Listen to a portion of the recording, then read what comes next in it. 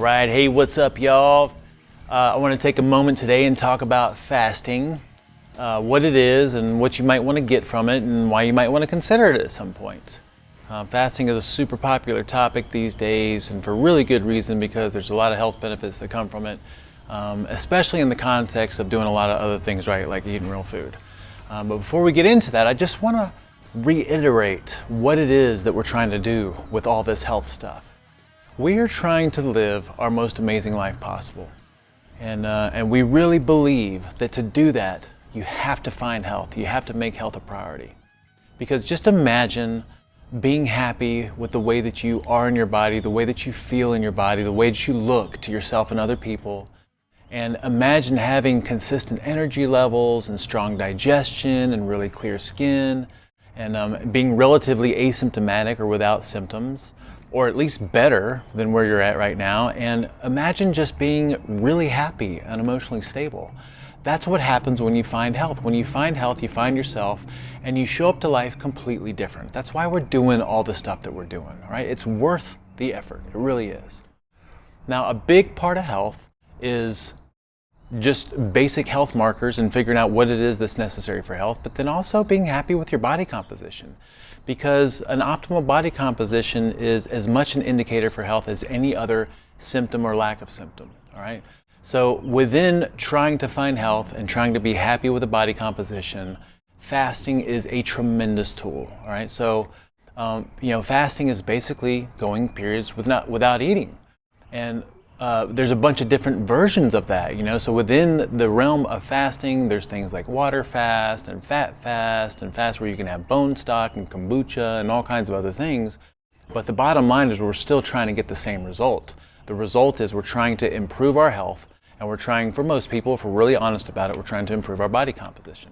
So remember, we've talked several times in several videos and posts about insulin resistance and this idea that most of us, if not all of us, are probably overcoming and undoing years, if not decades, of insulin resistance, because insulin resistance is the main driver behind the symptoms of metabolic syndrome, which include things like being overweight, having blood sugar handling issues, having high blood pressure, and some inflammatory markers.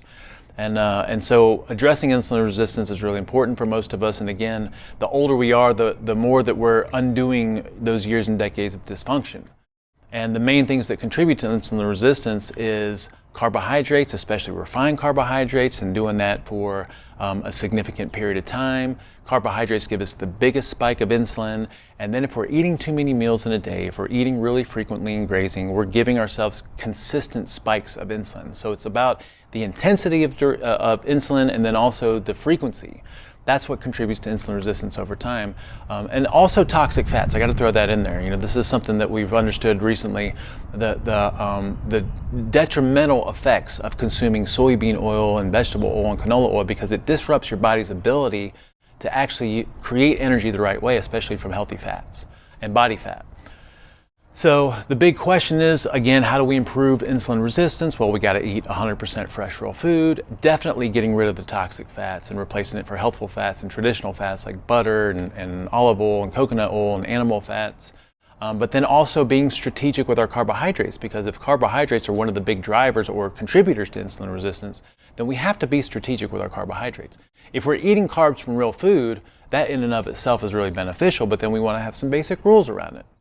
And then we just don't want to eat as often. We want to understand there is power in embracing space. There's always the option to not eat. And I would say highly recommended this within the context of eating real food our way.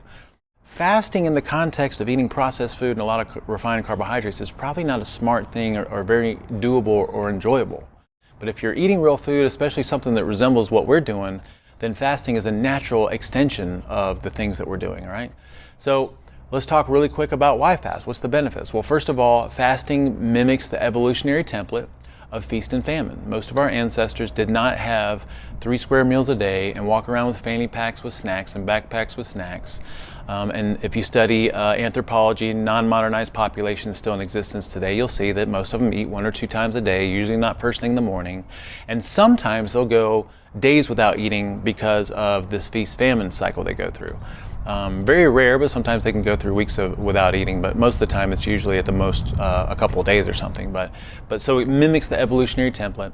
Fasting is a hormetic stressor, which means that it's a stressor that in small amounts is beneficial.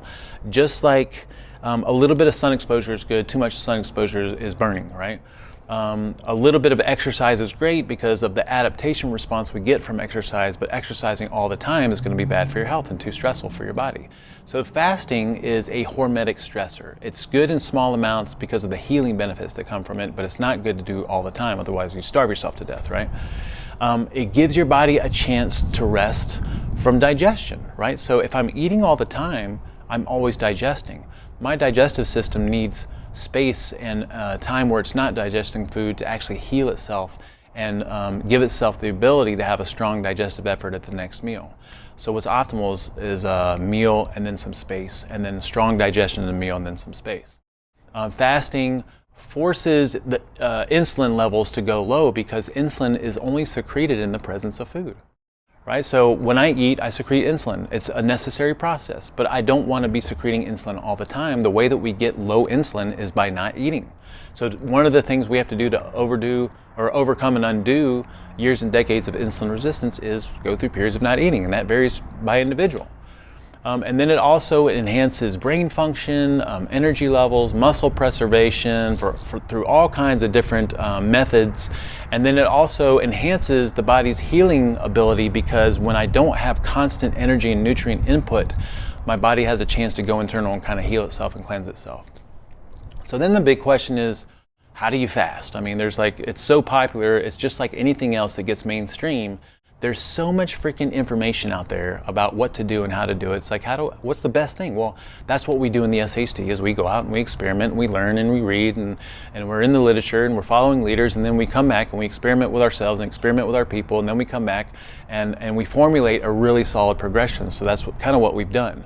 We want to understand how it works and what happens, right? So we've gone into a little bit of that here. We also want to understand that there's different durations you can experiment with. Starting out 12-hour fast from dinner the night before to breakfast as your first meal, right? And then you start to venture into 16-hour fast, 24-hour fast, 36, 48, and then 3-day and beyond. That's what we call extended fasting. So understand experimenting with durations is important and always nudging that boundary within the context of being healthy and having a really healthy relationship with food.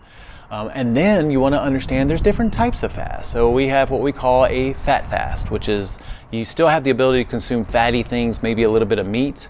It kind of helps you stay or reinforce this period of kind of low carb and training the body how to use fat for fuel, but you're not completely void of food.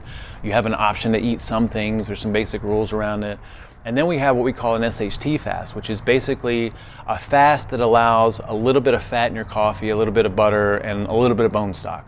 Super doable once you've been in our world for a little bit. Then there's the strictest fast, which is a water fast, which is basically the only thing you can have in the fast is water. And that's really challenging to do, but it has its own benefits.